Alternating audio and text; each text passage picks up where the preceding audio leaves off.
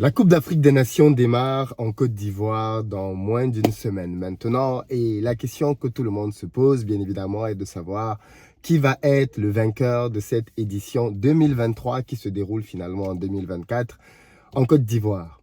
Bien évidemment, je pense que les Ivoiriens espèrent, croient que leur équipe a le potentiel pour gagner cette CAN. Et on va en parler. Est-ce que l'équipe de Côte d'Ivoire peut réellement garder la CAN à la maison? On a bien évidemment quelques favoris qui sont, à mon avis, le Sénégal, tenant du titre, qui a la possibilité de venir, en tout cas vient avec l'ambition de conserver son trophée. On a bien évidemment l'ultra favori, parce que ça, il ne faut pas l'oublier, l'ultra favori de cette CAN, qui est le Maroc, qui pour moi, tout autre résultat que la victoire finale sera une très grosse déception et une très grosse désillusion pour le Maroc qui est, il faut le rappeler, la première et la seule nation de football africaine à avoir disputé une demi-finale de compétition. Et en discutant la demi-finale de la compétition, le Maroc est devenu, de fait, le favori sur le continent africain. Au classement FIFA, le Maroc est numéro 1 et bien évidemment, mérite, en tout cas, vu le football qu'ils nous ont présenté à la Coupe du Monde, d'être le favori ultime. Maintenant, il faut dire que le football en Afrique a des réalités que la logique ignore. Et malheureusement, il n'est pas impossible que le Maroc se trouve désillusionné. Mais bon, bref, on va parcourir les principaux favoris et les outsiders. Parce qu'au niveau des favoris, il y a toujours l'Algérie, bien évidemment, qui pratique un football intéressant avec un effectif XXL et qui est clairement un prétendant au titre, il faut le dire. L'Algérie qui a gagné il y a de cela 2 éditions seulement est encore en lice aujourd'hui pour être un potentiel vainqueur. Et puis il y a l'Égypte de Mohamed Salah qui, elle, je ne la mets pas comme un favori, mais comme un outsider. Parce que l'Égypte de Mohamed Salah, c'est une équipe que tu ne vois pas venir, mais qui gagne. L'Égypte, c'est l'équipe que tu ne vois jamais venir, mais qui gagne à la fin 1-0. 1-0, parce que quand il te marque un but, c'est fini. Fini, c'est fermé. Tu sais que la défense de l'Égypte, eux, ils n'encaissent pas. Donc quand il te marque un but là, le match est fini. Donc l'Égypte reste un outsider sérieux pour cette compétition. Et au niveau des outsiders, moi, je mettrais plutôt, bien évidemment, la Côte d'Ivoire. Parce que s'il est vrai que la Côte d'Ivoire est pays organisateur de la CAN, il est tout aussi vrai que si la CAN ne se tenait pas en Côte d'Ivoire, personne n'aurait dit que la Côte d'Ivoire pouvait gagner la CAN. La Côte d'Ivoire aurait été un outsider. Et le fait qu'elle joue chez elle fait que pour moi, ok, elle est peut-être un outsider, mais un outsider plus. C'est-à-dire qu'ils peuvent basculer d'outsider à favori parce que ça se joue à la maison. Il y a la ferveur populaire qui va certainement pousser l'équipe ivoirienne. Et puis il y a en outsider le Nigeria, parce qu'il faut toujours le mettre comme outsider, même si les précédents résultats ne sont pas bons. Sur une compétition, le Nigeria peut venir et simplement survoler la compétition. Ils l'ont déjà fait, donc ils peuvent encore le refaire. Je pense qu'en Afrique, l'histoire joue beaucoup dans le football. En autre outsider, bien évidemment, je mettrais, pas en favori, ils ne sont pas du tout favoris, mais je mettrais le Cameroun. Parce que tout comme le Nigeria, chaque fois que le Cameroun vient à la CAN, c'est pour la gagner. Okay? Tout autre résultat qu'une victoire finale pour le Cameroun est un échec. Donc, j'ai regardé simplement les derniers résultats de nos différentes équipes pour voir qui peut réellement faire quoi à cette CAN. Donc, on va commencer par le Sénégal. Parce que le Sénégal, c'est quand même il est favori pour succéder lui-même à son propre titre. Donc, pour rester champion d'Afrique. Mais le Sénégal a quand même inquiété ces derniers temps. Notamment lors du dernier match du Sénégal, les gens ont été très inquiets face au Togo. Aliou Cissé a fait des choix assez bizarres et finalement le Sénégal s'est retrouvé à faire un match nul contre le Togo qui, il faut le dire, n'est pas une foudre de guerre non plus. Et ceci a bien évidemment créé des doutes à une semaine de la compétition. Mais il faut le dire, Aliou Cissé connaît cette équipe, il connaît cette compétition, il l'a joué à plusieurs reprises et il a le droit bien évidemment de faire des atermoiements avant le tournoi. Même si c'est vrai que quand on est une machine rodée comme le Sénégal, on s'attend à ce que tu écrases tous tes adversaires à la veille de la compétition. Mais quand on regarde les précédents résultats, le Sénégal a écrasé le Soudan 4-0 quand même. Le Sénégal a battu le Cameroun 1-0. Le Sénégal a perdu contre l'Algérie, ça c'est très important. Psychologiquement, les Algériens viennent en se disant on a battu le champion d'Afrique en préparation. Et bien évidemment, le Sénégal a fait match nul contre le Rwanda. On a le Sénégal qui a fait match nul contre le Bénin. Ça, c'était déjà en juin et qui a battu aussi le Brésil, mais ça, c'était en juin aussi. Donc, chance pour le Sénégal de remporter la victoire finale. Franchement, je pense que le Sénégal peut. Le Sénégal peut aller doubler. Le Sénégal ne sera pas le premier. Le Cameroun l'a fait, l'Égypte l'a fait. Donc, il y a des nations en Afrique qui ont doublé leur titre. Et le Sénégal peut très clairement le faire. Mais déjà, il faudra sortir de la poule premier. Parce que celui qui sortira de la poule du groupe de la mort, parce que le Sénégal, le Cameroun, la Gambie et la Guinée, c'est vraiment la poule de la mort. Celui qui sort premier de cette poule a après un boulevard pour aller vraiment loin dans la compétition. Mais il faudrait sortir premier de cette poule-là. Et sortir premier de cette poule, ce n'est pas gagner. Ce n'est gagné pour personne. Parce que la Gambie, ce n'est pas petite affaire. La Gambie, ce n'est pas une petite équipe.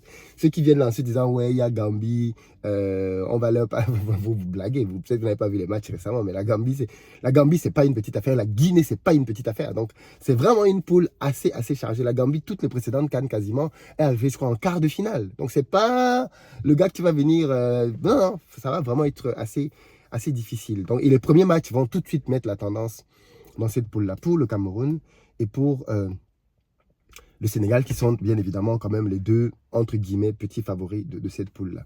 Ensuite, on a la Côte d'Ivoire, le pays hôte. Est-ce que le pays hôte a donc, sur le terrain, donné quand même satisfaction sur ses précédents matchs? Oui, il faut le dire. Hein. La Côte d'Ivoire a aligné de très beaux résultats. Le dernier date d'hier. Sierra Leone a pris 5 buts quand même. Avant ça, la Gambie avait pris 2 buts. Avant ça, les Seychelles avaient pris 9 buts. Il faut dire que ce n'était pas non plus, que ce soit Sierra Leone ou Seychelles, ce n'est pas de très gros adversaires. Par contre, contre l'Afrique du Sud, qui a quand même un niveau plus élevé, la Côte d'Ivoire a bloqué, bizarrement. Alors, est-ce qu'il faudrait regarder l'Afrique du Sud? Petite parenthèse aussi particulièrement. L'Afrique du Sud revient avec Hugo Bross. Hugo Bross, c'est le sélectionneur inconnu qui avait permis au Cameroun de gagner en 2017.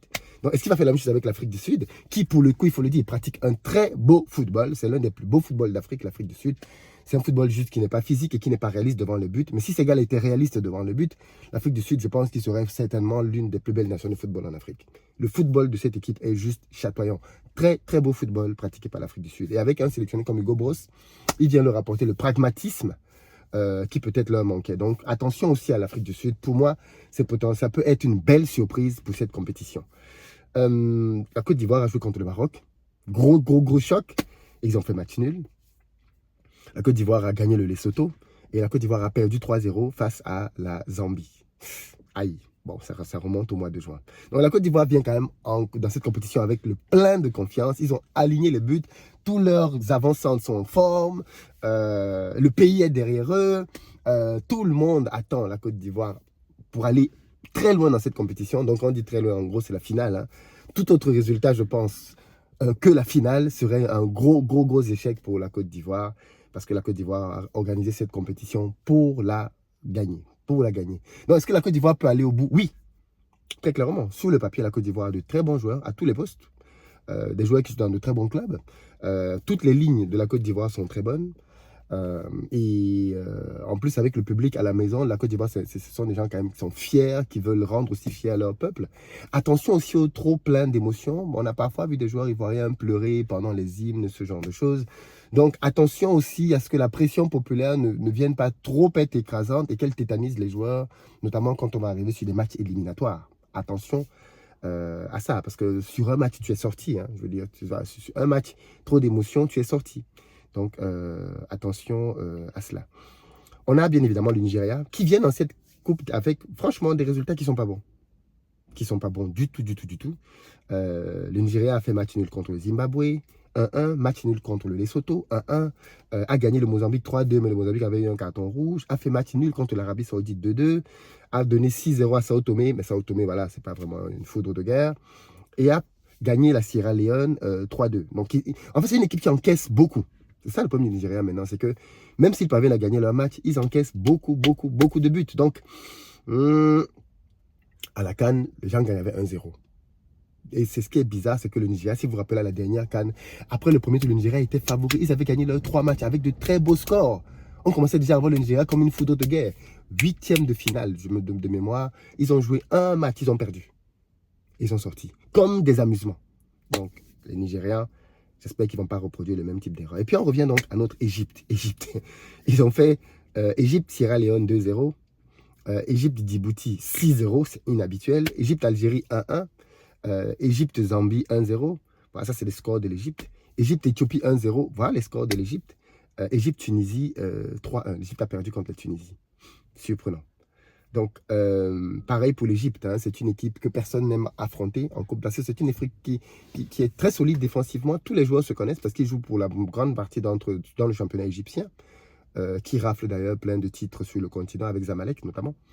C'est une équipe qui a à chaque ligne un ou deux joueurs clés, Trezeguet, Mohamed Salah. Ils ont quand même l'un des plus grands joueurs du monde, Mohamed Salah, dans leur effectif, qui est aussi en grande forme avec Liverpool, son club qui est en premier en première ligue.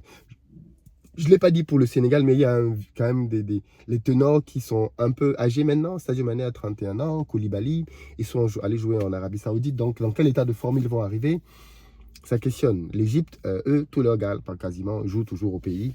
Et ils sont très, très bons défensivement. L'Égypte est vraiment une muraille défensive.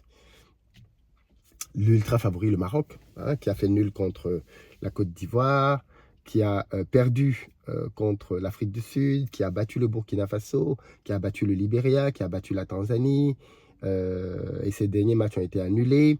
Dans quel état de forme vient le Maroc? Et puis comment ils vont gérer la pression? Parce que là, pour le coup, ils ne peuvent pas se cacher. Tout le monde attend du Maroc, clairement, qu'ils gagnent, qu'ils aillent au bout de la compétition. Et cette fois-ci, ils ne pourront pas se cacher. Donc, est-ce qu'ils pourront tenir leur réputation? Et puis on termine avec le Cameroun. Pareil, le Cameroun s'est qualifié difficilement. 3-0 contre Maurice. Ce n'est pas une faute de guerre. 1-1 contre la Libye. Perdu 1-0 contre le Sénégal. Perdu 1-0 contre la Russie. Gagné 3-0 le Burundi. Mais s'il est vrai que le Cameroun vient avec la défaveur des pronostics, il faut aussi dire que le Cameroun a quelque chose que très peu de pays en Afrique ont. C'est un mindset juste incroyable. L'équipe de football du Cameroun a un mindset que personne d'autre n'a en Afrique.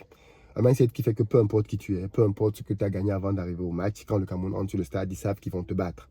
Et ça, bien évidemment, c'est déstabilisant parce que tu sois le Sénégal, que tu sois qui que tu sois, tu sais que tu es en train d'aller jouer contre une équipe qui pense qu'elle va te battre. C'est quand même paradoxal. C'est paradoxal. Regardez ce qui s'est passé récemment. Le Sénégal a battu la France 1-0. Mais les gens sont en train de dire que pendant la CAN, le Cameroun va battre le Sénégal. C'est quand même bizarre. C'est quand même bizarre. Parce que le Cameroun a justement un peu comme cette aura, c'est-à-dire qui fait que tout le monde tremble. Bon, on va voir ce que ça va donner dans les prochains. Donc pour moi, favori, le vainqueur final, c'est difficile. Il y a beaucoup d'équipes qui peuvent aller au bout. Clairement, il y a beaucoup d'équipes qui peuvent aller au bout. Et on sera fixé dans les prochains jours. Dites-moi vous vos favoris et pourquoi. Et puis on va faire une émission pour avoir en direct cet après-midi pour en parler. Qui d'après vous va gagner la CAN? J'ai hâte de vous entendre là-dessus.